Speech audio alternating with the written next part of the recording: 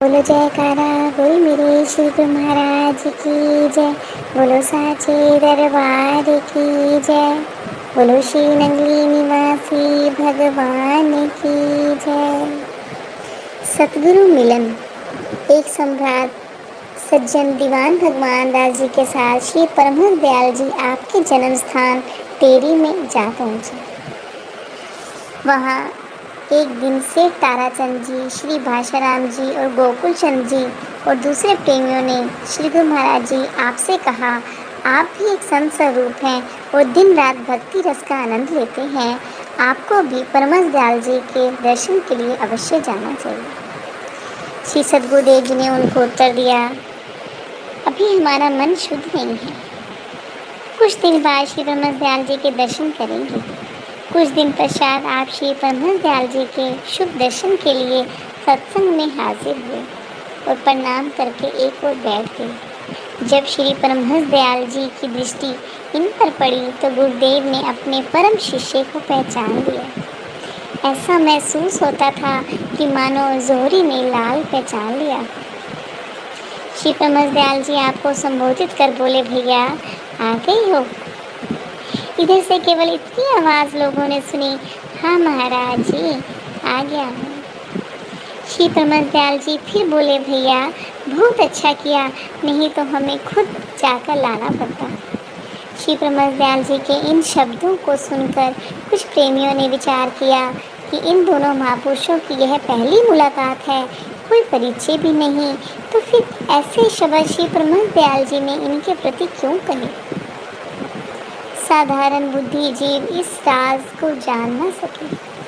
कुछ दिन पश्चात आप श्री परमहंस दयाल जी से गुरु दीक्षा लेकर उनके शिष्य बन गए। श्री परमहंस दयाल जी का स्नेह संबंध आपके साथ बढ़ता ही चला गया और उन्होंने आपके जिम्मे भजन करने की सेवा लगाई। ऐसे में धावी शिष्य को पाकर कौन ऐसा गुरु होगा जो खुशी से फूला न समाए। गुरु शिष्य के इस पुरातन नाते को केवल वही जानते थे।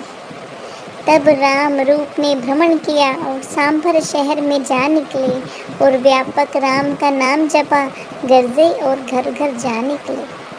फिर राम याद दिलवाने का हर मंदिर मंदिर प्रचार हुआ। भगवान दास दीवान साहिब को उसी जगह दीदार हुआ। दीवान साहिब विनती कर दी, गुरु मंत्र लिया, प्रसन्न हुए। उन चरणों की सेवा करके दीवान साहिब जी धन्य हुए। इन दो महान आत्माओं का मिलन था। यह दो बिछड़ी आत्माओं का संगम ही नहीं, दो युग पुरुषों की भेंट थी। ऐसा प्रतीत होता था कि मानो भगवान श्री कृष्ण को अर्जुन मिले, भगवान बुद्ध को अनंत की प्राप्ति हुई हो, स्वामी रामानंद को कबीर जी मिले हों, विजयानंद को दयानंद की प्राप्ति हुई हो और परमहंस रामकृष्ण को वेदांत सम्राट स्वामी विवेकानंद मिले हों।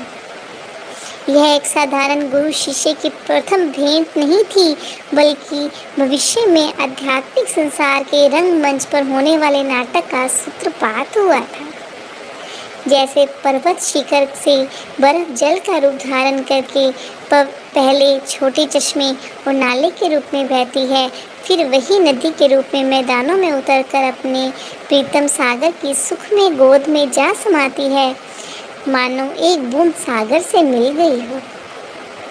श्री परमहंस दयाल जी मानव मात्र की आध्यात्मिक उन्नति और समाज कल्याण के जो स्वप्न ले रहे थे, उनको साकार रूप देने के लिए जिस कलाकार की आवश्यकता थी, वह उन्हें आज मिल गया है। मानो किसी चित्रकार को तुलिका मिल गई हो। त्रिकालदर्शी अंतर्यामी श्री परमहंस दयाल जी यह भली भांति जानते थे कि उन्हें अपने ही तद्रूप तथा परम शिष्य से भविष्य में क्या काम लेना है और अपने कार्य की पूर्ति के लिए जिस कर्ता की आवश्यकता थी, वह उन्हें मिल गया। श्री परमहंस दयाल जी की चिर साधना फलवती हुई। साधारण रूप में तो एक जिज्ञासु सच्चे गुरु की खोज करता है, परंतु वास्तव में पूर्ण जिज्ञासु और उत्तम अधिकारी की खोज स्वयं सद्गुरु करते हैं। जिस उद्देश्य को लेकर श्री परमहंस दयाल जी अपनी पावन जन्मभूमि छपरा जिला सारण बिहार से निकले थे। उसकी पूर्ति कठोर तप, विषम साधना तथा दुर्गम यातनाओं के पश्चात टेरी में हुई। इस प्रेम मिलन के बाद जिस क्रांतिकारी आध्यात्मिक आंदोलन एक को दिन श्री आप सतगुरु देव जी दयाल ने जी के शुरू दर्शन करना करने था, के लिए उसकी गए। नींव इस दिन रखी जब गई। श्री परमहंस दयाल जी ने आपको दूर से भविष्य आते में देखा उन्होंने तो जो सब विलक्षण संगत ने लीलाएं यह वचन फरमाया, दिखाई, भैया उनका रास्ता श्री छोड़ गणेश दो, यहीं देखो से हो परमहंस गया। जी आ रहे हैं। मृत प्राय कई भक्तों ने विचार किया कि भारतवासियों ने यह क्या नव संकेत हुआ जीवन का है। संचार इनको करने श्री वाले परमहंस दयाल जी ने दिव्य अपनी पुरुष पदवी देकर श्री क्यों सतगुरु पुकारा? देव जी की इस जो प्रकार इस अपने रहस्य से गुरुदेव परिचित थे से वे तो पहली जान भेंट गए हुई। कि श्री परमहंस दयाल जी सब कुछ अर्पण कर चुके हैं, अर्थात आध्यात्मिक शक्ति एक हो चुकी है। दो शरीर और एक आत्मा वाली बात है। श्री परमहंस दयाल जी इसी प्रकार अपना सब कुछ अर्पण कर चुके हैं, जिस प्रकार परमहंस रामकृष्ण जी ने स्वामी विवेकानंद जी को भेंट किया था। एक बार स्वामी विवेकानंद ने परमहंस जी से शिकायत की कि आप मेरा ध्यान नहीं रखते, मेरा अभी कुछ नहीं बना, मेरी अभी तक आध्यात्मिक उन्नति नहीं हुई।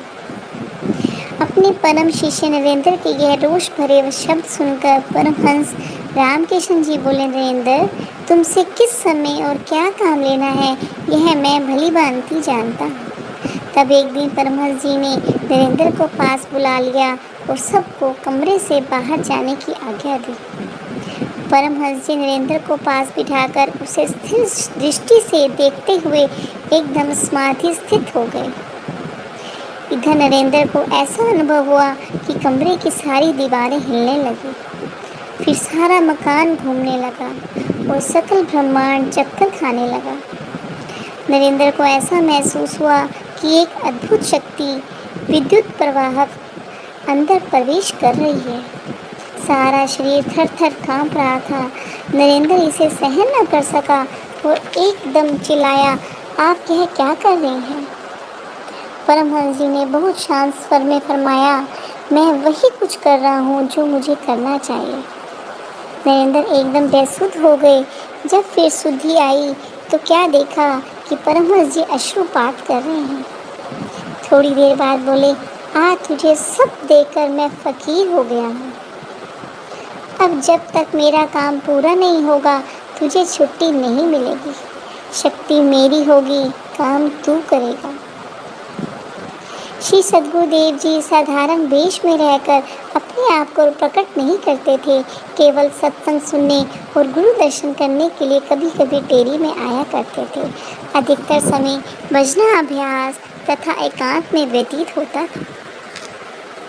गुरुदेव के साथ जन्मभूमि का त्याग कर आप आगरा में आए और गुरु आज्ञा पाकर नगलापदी में एकांत स्थल पर धूना जलाकर तपस्या करने बैठ गए। वहाँ लगभग 13 वर्षों तक उग्र तप किया, जिसे देखकर आगरा के नर नारी चकित हो गए।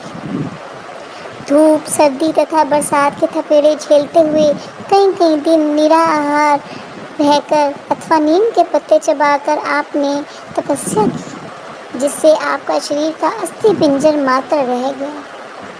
अधिकांश समय आप वहीं सब निर्मित गुफा में छिपे रहकर ध्यान भजन किया करते थे। उस वक्त आपकी गुफा से हरिहर हरिहर की ध्वनि उठा करती थी, जिसके कारण वहाँ लोग आपको हरिहर बाबा कहकर पुकार करते थे। कालांतर में भजन साधन में आपकी ऊंची अवस्था से प्रसन्न होकर गुरुदेव श्री परमहंस दयाल जी ने आपको नानक, कबीर और बुद्ध सरीखे महापुरुषों की आध्यात्मिक ऊंचाई तक पहुँचे हुए एक पूर्ण परमहंस की पदवी प्रदान की। गुरु आज्ञा से आप धर्म प्रचार में जुट गए।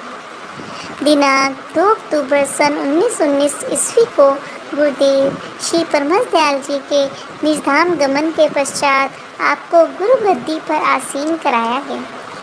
तब आपके दर्शन और प्रवचन का ऐसा प्रभाव पड़ता कि सैकड़ों सैकड़ों नर नारी नाम दीक्षा लेकर साधना करने लगे।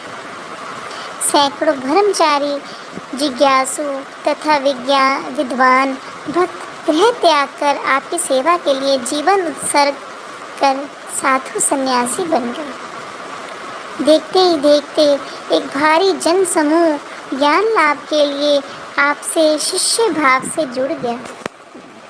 वैसा आध्यात्मिक आंदोलन आदि शंकराचार्य के बाद शायद पहली बार हुआ। भक्तों सन्यासियों को संगठित करने और उन्हें साधन मार्ग में प्रशिक्षित करने के लिए अनेक आश्रम भी खोलने पड़े। लगभग 17 वर्षों में असंख्य नर नारियों को आपने अपने दर्शन उपदेश से किताब किया। बोलो जयकारा, बोल मेरे श्री गुरु महाराज की जय, बोलो साचे दरबार की जय, बोलो श्री नंगली निवासी भगवान की जय।